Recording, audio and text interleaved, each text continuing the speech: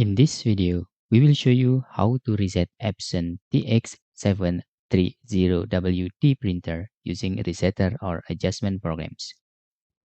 Before you download this resetter or adjustment programs, we suggest you to disable for a while your antivirus including Windows Real-Time Protection and the Tamper Protection if you are using Windows 10 or Windows 11. After that, you can download this resetter, the link on comments. After you download this resetter, you can just right click and select extract all. Please click extract. After that, the resetter folder will open. Just click on the programs and click accept. In here, you need to select your destination, Portuguese or Spanish, and you can using port auto selection and click OK.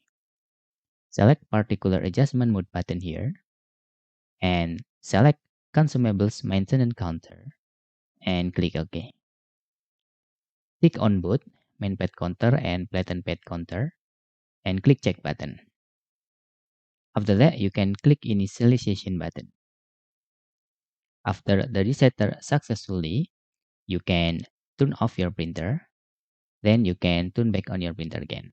But if you encounter error, you can try to repeat the steps and then try moving your USB printer into another port on your computer. Okay, after all done, you can just click finish.